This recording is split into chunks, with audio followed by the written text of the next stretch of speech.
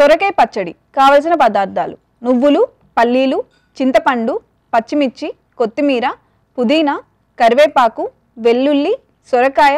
సొరకాయ పచ్చడి తయారీ విధానం: ముందుగా స్టవ్ ఆన్ చేసి పాన్ పెట్టి అందులో నువ్వులు వేసి వేయించుకొని పక్కన పెట్టుకోవాలి. తరువాత అదే పాన్ లో పల్లీలు కూడా వేయించుకొని పక్కన పెట్టుకోవాలి. తరువాత పచ్చిమిర్చి కూడా వేయించి పక్కన పెట్టుకోవాలి.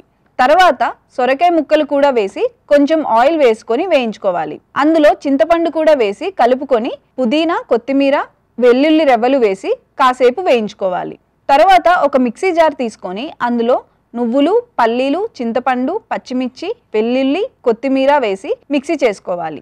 తర్వాత అందులో ఉడికించుకున్న సొరకాయ మిశ్రమం కూడా వేసుకొని మిక్సీ చేసుకోవాలి. తర్వాత పాన్ పెట్టుకొని అందులో నూనె పోసి పోపు దినుసులు, కరివేపాకు వేసి కాసేపు వేయించుకోవాలి.